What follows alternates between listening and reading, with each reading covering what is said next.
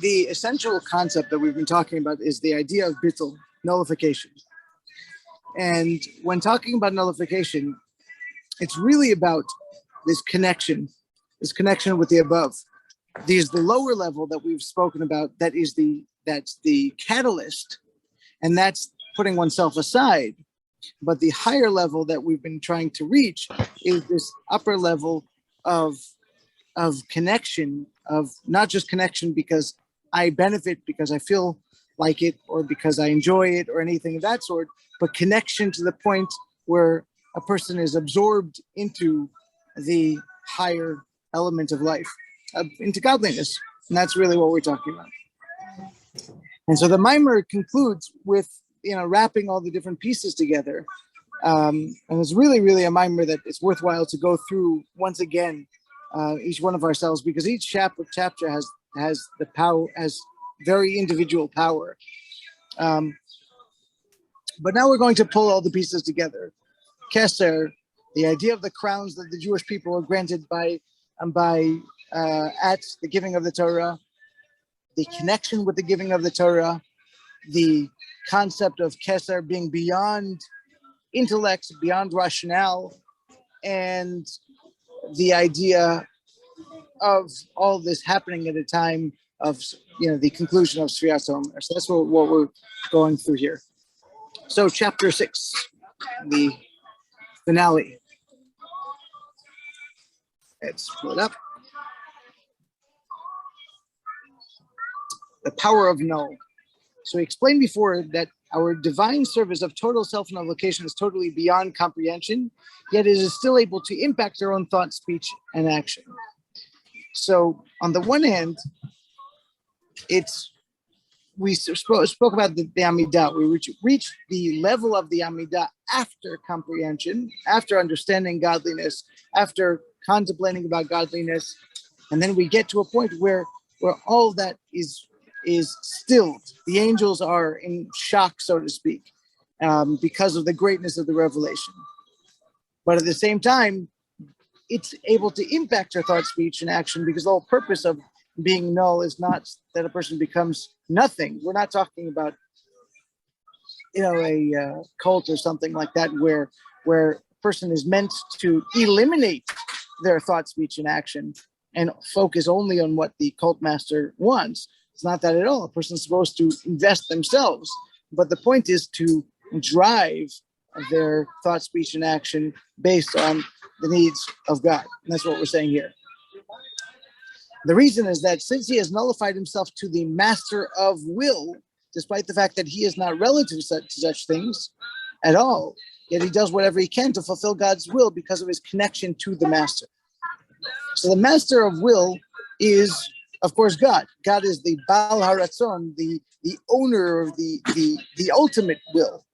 And so a person is, of course, not capable of perceiving or connecting to or realizing what God's will is, or truly understanding it in on the deepest of levels. And despite that, we try to connect to it as best as we can. And we do that by putting ourselves aside, saying, okay, I can't necessarily wrap my head around the entire thing. And so that's what we're saying here, that despite the fact that he's not relative to such things, reaching the master of will, this level of God's desire for a world and a particular mitzvah and its particular aspects into the world, how we accomplish it, the full understanding of all that is really beyond us. We don't have the ability to be able to truly conceive of all those pieces. So despite the fact that that's true, instead of saying, okay, I don't understand it, so therefore I'm not going to, instead he says, okay, I'm going to put my understanding aside because I understand this is beyond me, and I'm going to connect to the master of will by accomplishing what needs to be accomplished. The same is true with the Jewish people at Mount Sinai. Despite the fact that Keter is above Ishtalshelut, they were able to draw into Ishtalshelut first through the level of Chachman. Here he goes through the entire Sfirot. For Torah extends from Chachma, through that it flows into Bina. as Chachma and Bina are two inseparable friends. From Bina, it extends into Zeir Anpin, 6 emotional midot for this, because the Maggid of Medrash explains the term Bina Liba to denote the transition and influence of the intellect into the emotions. And likewise, this is the process of the 49 gates of Bina during the Sfirat Omer. So this is a Kabbalistic reference to the entire Sfirat, the entire Hishtalshelut, the entire process of transitioning from beyond. It goes into from Keter, which is beyond the intellect, which is represented by will and, in fact, pleasure, but the deeper pleasure, not the pleasure that I want, but a pleasure of being. It goes from there into Chachma, which is the intellectual realm, and from not just the kernel of an idea, but Chachma and Bina are considered two friends, so to speak, because there's no separation between the idea and as you start to resolve it into yourself. Bina is that more expansive element of thinking about something and considering it and trying to understand it, speaking about it. And then Bina itself is also a continuation into the next stage. And that's the reason why the term is used, Bina Liba. I don't remember offhand where that term comes from, but it means the heart, a discerning heart. And the question is, Bina is an intellectual process. How are you referring to an emotional element through talking about an intellectual idea? And so the Maggid of Message explains that Bina is that which leads to the heart. When somebody thinks about an idea that, they begin to care about it, they begin to appreciate it, and that's what leads to the emotion. And that brings us, of course, to Das, which is connection, and that Das is also likewise very much a divided sphere between its... Everyone, welcome on board. It is our pleasure having you with us this morning. As you each get settled in, please place your large bags in the overhead bin. 3 is our hand up first. Then flip the bag on its side like a book on a bookshelf. This is a complete boat flight, so we would like to utilize the bin space for your large bags. And your large electronic devices such as laptops be stowed in the bag under the seat in front of you, please not in your seat back pockets. To Buffalo, this is a 39-minute flight. If you're seated at the exit seat, please review the exit seating criteria and responsibilities. That's located on the safety information card. Again, to everyone, welcome aboard. Thanks so much again for flying Delta. Robert, go ahead. Sorry about that.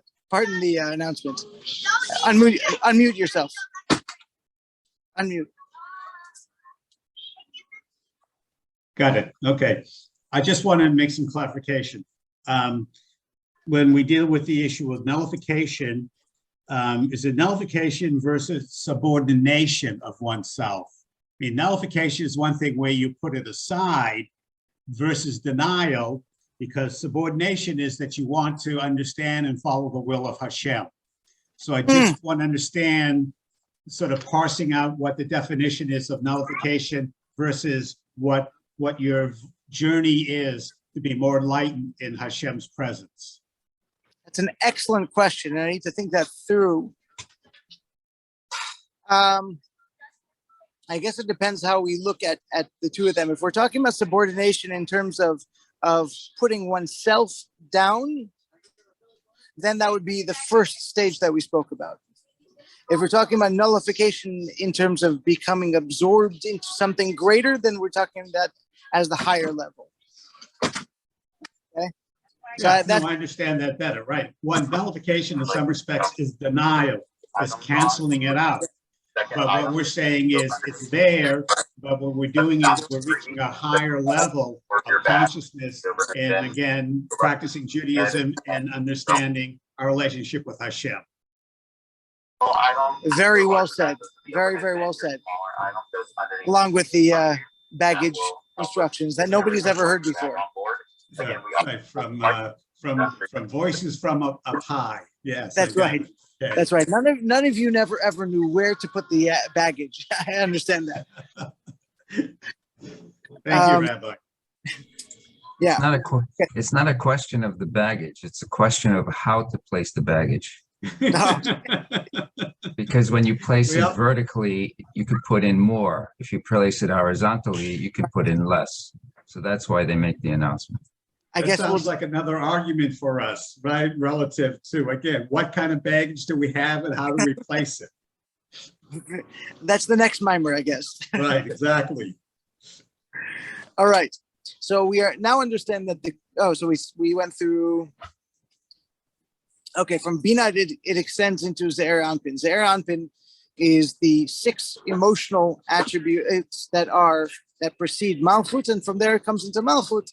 And it's also important to remind ourselves that Malchut is the crown of the next world.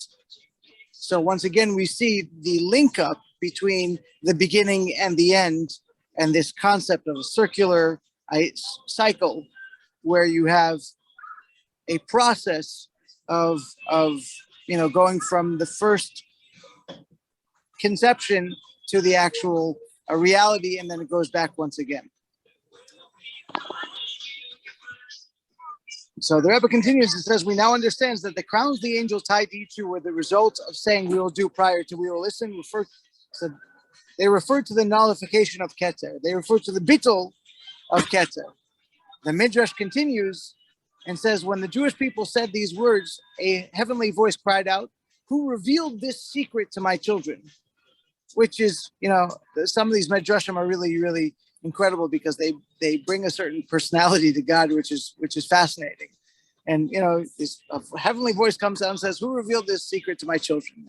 There's a joyous reaction in such a way. But the Rebbe points out that it's not just so to speak, a quaint or sweet statement and they got it right kind of thing. Look at my kids. And yes, there is an element of pride, but there's actually a deeper concept here reflected as well. And that is, since the whole concept of action prior to understanding comes from Keter, which is above cognition, it is therefore a secret. Okay? Still, the Jewish people figured out that in order to receive the Torah, they needed to greet it with this preparation. So the reason why the Medrash uses the term, who revealed this secret, is specifically to intimate this concept of Raz, which is something that's beyond cognition, to realize, this reflection on this idea that Keter is beyond intellect.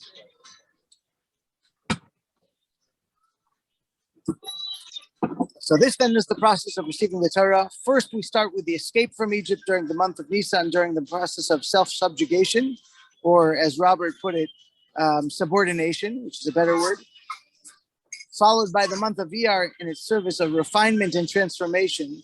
And finally, the month of Sivan, which is with its service of total nullification, action over understanding, culminating first with the 2 crowns and then with the actual receipt of the Torah and mitzvahs, ultimately doing so with joy and innerness. And this is actually the bracha that the Rebbe would give people, and the Rebbein, I don't know starting from where, is that the receiving of Torah should be done with joy and innerness. Kabbalat Torah b'simcha u'b'pnimiyut. Both of those are crucial to the entire process, and it's very, very interesting to kind of to relate that back to the mimer, because here we're talking about self-subjugation, and we're talking about nullification. And for those of you joining us, welcome on board. Our large bag should be now stowed in the overhead bin. Yes. We will handle first, and please flip the bag on its side, like a book on a bookshelf. Your large electronic devices, such as that, like a book on a bookshelf. First time I've heard that. Your seat back pockets. This is a quick 39-minute full flight, so please utilize the bin space for your large bags.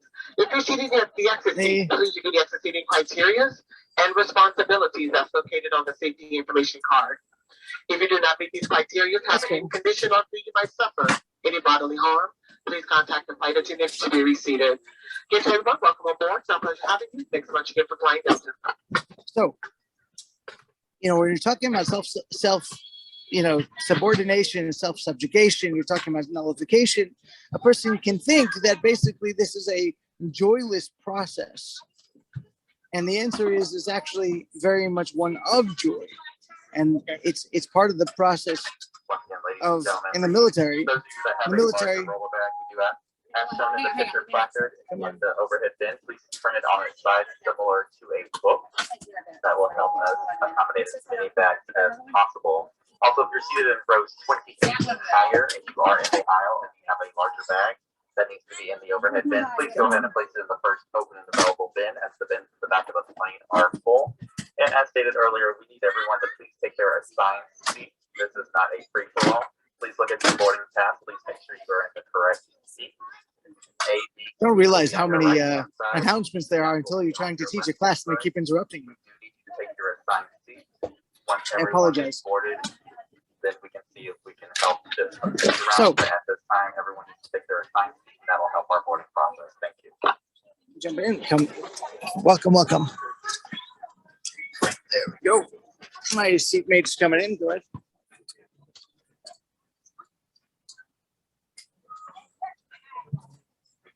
So we might very much well think that because of this, there's no joy involved. But actually, in the military, it's one of the things that you want to provide people.